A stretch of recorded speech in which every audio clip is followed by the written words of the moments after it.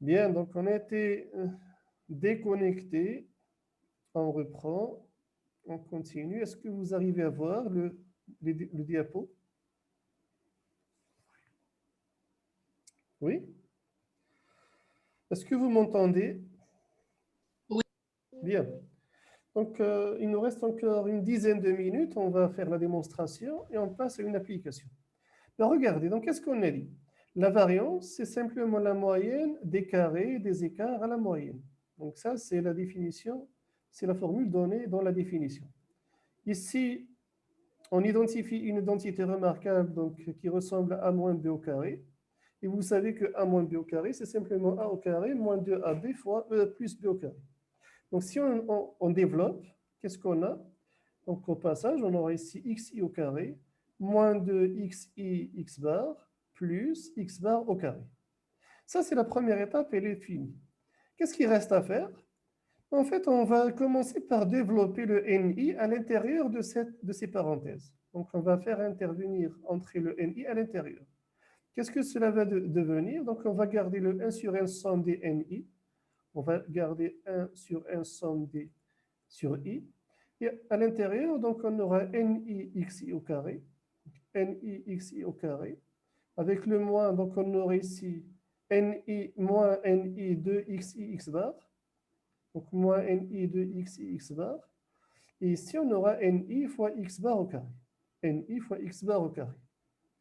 Qu'est-ce qu'il reste à faire? On a le droit de séparer l'opérateur sigma. Rappelez-vous, la somme de xi plus yi, c'est la même chose que la somme de xi plus la somme des yi. Donc, on a le droit de séparer sigma avec le facteur 1 sur n. Qu'est-ce que cela va devenir? Donc, on aura 1 sur 1 somme sur i de ni xi au carré.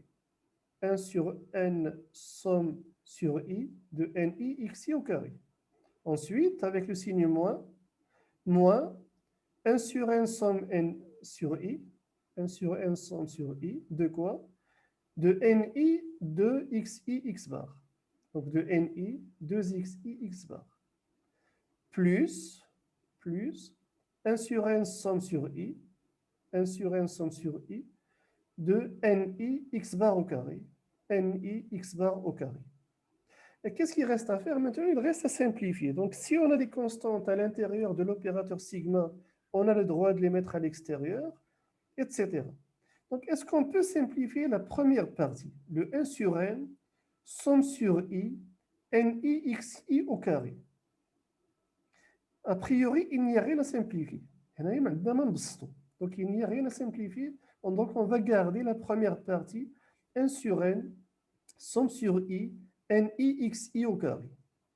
Dans la deuxième partie, est-ce qu'on peut simplifier quelque chose? Est-ce qu'on a des constantes à l'intérieur de sigma? Oui ou non? la moyenne X. Donc, déjà la moyenne x, donc x bar c'est une constante, elle ne porte pas d'indice i, on peut la mettre à l'extérieur. Et on a le 2. 2 c'est une constante, on peut également la mettre à l'extérieur. Donc, ce qu'on peut mettre à l'extérieur, c'est 2x bar. Donc, voici, donc j'ai mis 2x bar à l'extérieur. Et qu'est-ce qu'on va garder? Donc, on va garder 1 sur n, somme des ni xi. On va garder donc 1 sur n, somme des ni xi. Troisième partie, donc plus. Est-ce qu'on peut simplifier quelque chose ici? On a une constante x au carré, x bar au carré. Donc, on peut la mettre à l'extérieur. Donc, on a mis x bar au carré à l'extérieur. Qu'est-ce qui va rester? Il va simplement rester 1 sur n, somme sur i des ni. Eh bien, maintenant, on va regarder, donc, reprendre ce résultat et essayer de le simplifier. Regardez la première partie. 1 sur n, somme sur i, ni xi au carré. Est-ce qu'on peut simplifier cette écriture? En fait, ici, on a, c'est ce que nous avons noté ici, x au carré bar. On n'a pas la moyenne des x, mais la moyenne des carrés des x. Donc, on va noter la moyenne des carrés des x. C'est exactement ce que vous avez ici. Donc ici, cela ressemble à une moyenne parce que ça s'écrit 1 sur n somme des ni xi, mais ce n'est pas la moyenne de x, c'est plutôt la moyenne des carrés de x. Et donc, on va écrire ceci, x au carré bar, donc la moyenne des carrés de x. Est-ce que cette première étape est claire pour tout le monde? Oui. Bien. Deuxième chose, dans la deuxième partie, qu'est-ce que vous avez ici? 1 sur n, somme sur i de x de n et xi. Qu'est-ce que cela représente? La moyenne arithmétique. Voilà, vous avez simplement ici une moyenne arithmétique, ça veut dire qu'on peut remplacer cette expression par x bar. Donc attention, vous avez ici moins de x bar, donc moins de x bar, fois, ce qui est entre parenthèses, c'est encore x bar. X bar. Maintenant, passons à la troisième partie. Qu'est-ce qui reste? Donc, qu'est-ce qu'on a ici? Donc, vous avez la somme des NI. Quelle est la valeur de la somme des effectifs? N. C'est l'effectif total. Donc, la somme des NI, c'est simplement N. Et N divisé par N, 1. c'est égal à 1. Donc, toute cette partie va se simplifier. Il va juste rester le carré de la moyenne x bar. Donc, ici, il va juste rester le carré de la moyenne x bar. Est-ce que maintenant, on peut simplifier encore cette formule? Donc, regardez. Donc, la moyenne de x2, donc on va la garder, c'est celle-ci. Donc, la moyenne la moyenne des carrés, on va la garder. Maintenant, regardez ici. Vous avez x bar fois x bar. Comment on peut la réécrire? A fois A, c'est A au carré. Donc, x bar fois x bar, c'est simplement x bar au carré.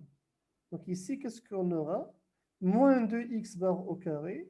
Et ici, j'ai plus x bar au carré. Donc, moins 2x bar au carré plus x bar au carré, il va juste rester moins x bar au carré. Est-ce que cette démonstration est claire? Oui. Donc, en fait, on est parti de l'expression développée de la variance. Donc, la variance, c'est la moyenne des carrés des écarts à la moyenne. Et on a trouvé cette expression réduite et c'est la plus utilisée. C'est cette deuxième formule.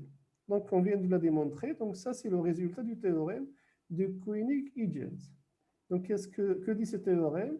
La variance peut se réécrire de cette manière réduite. Donc, je crois, il nous reste encore 4 minutes, donc on aura le temps de faire des exemples. Donc, on va rapidement faire 2 exemples. Donc, regardez ici. Donc, le premier exemple sur le besoin mensuel des étudiants en volume de données. On veut calculer la variance et on va la faire de 2 manières différentes.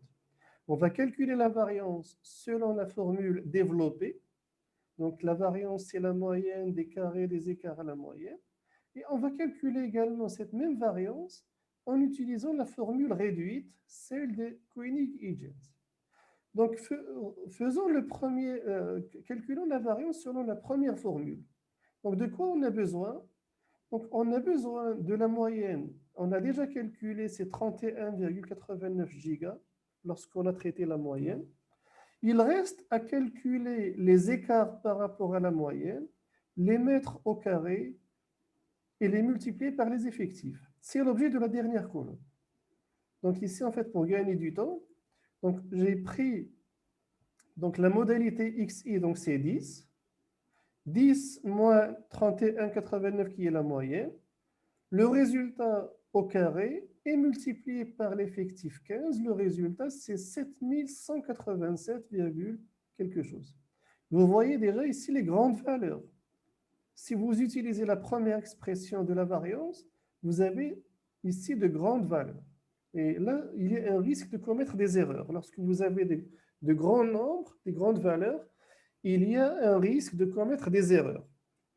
Pour la deuxième ligne, on va prendre la modalité xi moins la moyenne au carré et multiplié par l'effectif 17. Et vous avez ce résultat qui est un peu énorme. Etc., etc. Donc, on a calculé maintenant les écarts par rapport à la moyenne au carré et pondéré par l'effectif. Ça veut dire qu'on a calculé cette partie. Qu'est-ce qu'il reste à faire? Il reste à calculer la somme. Et la somme, elle est donnée dans la dernière ligne. La somme de toutes ces valeurs, c'est 18 378,889. Qu'est-ce qu'il reste à faire? Il reste à diviser cette somme par l'effectif total 90. Donc, on doit diviser 18 378,889 par l'effectif total 90. Et le résultat approximatif, après avoir arrondi à deux chiffres après la virgule, est de 204,21. Attention, donc, puisqu'en fait, la variance transforme l'unité de mesure, j'aurais dû écrire ici giga au carré. Mais comme giga au carré n'a pas de sens, donc on ne met pas d'unité de mesure pour la variance. Ça fait? Simplement parce qu'elle n'a pas de sens. Giga au carré, ça n'a aucun sens. Maintenant, on a dit que la variance n'a pas vraiment de signification concrète. On doit passer à l'étape suivante. On doit calculer l'écart type. Comment calculer l'écart type de cette variable? On doit appliquer la racine carrée à la variance. Donc, si on applique la racine carrée à la variance qui est de 204,21, vous allez trouver approximativement, après avoir arrondi, un écart type de 14,29 gigas. 14,29 gigas. Donc, c'est une première façon de calculer la variance et l'écart type. Est-ce que vous avez compris cette première étape? Oui. Maintenant, on peut la calculer de manière très simple en utilisant la formule réduite. La formule réduite, rappelez-vous, pour la retenir, on doit écrire x bar moins x bar. Au début, le 2 est sous la barre, ça veut dire on a la moyenne des carrés. Et ensuite, le 2 devient au-dessus de la barre. Donc ici, c'est simplement le carré de la moyenne. Donc la deuxième partie, c'est simplement le carré de la moyenne. La moyenne, on l'a déjà calculé, c'est 31,89. Donc ici, la deuxième partie, elle est très simple. On a déjà calculé la moyenne. J'ai la moyenne. Il suffit de la mettre au carré. Ça, c'est pour la deuxième partie. Maintenant, pour la première partie, qu'est-ce qu'il reste à faire? Il faut calculer la moyenne des carrés. Donc, il faut prendre les x au carré, il faut les mettre au carré, les multiplier par les effectifs et diviser par l'effectif total. Donc, il faut d'abord prendre les x au carré, ici 10 au carré, 10 au carré c'est 100, 100 multiplié par 15, c'est 1500. 20 au carré, regardez parce qu'il faut bien mettre le x au carré. 20 au carré c'est 400, 400 fois 17, c'est 6800. 30 au carré c'est 900, 900 fois 17, c'est 15 300. 40 au carré, c'est 1600.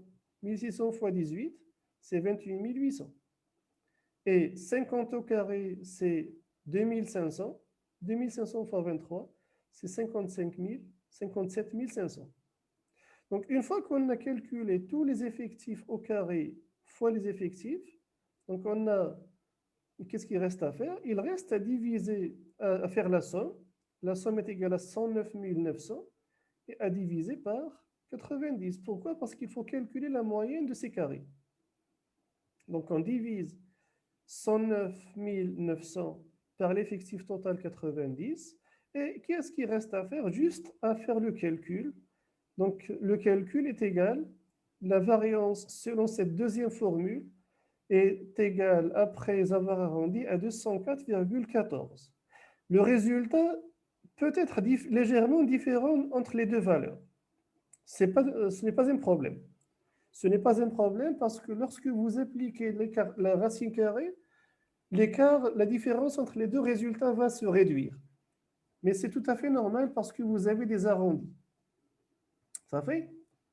Donc la variance calculée selon la deuxième formule est égale à 204,14. Je vous ai dit un résultat légèrement différent du premier, c'est tout à fait normal.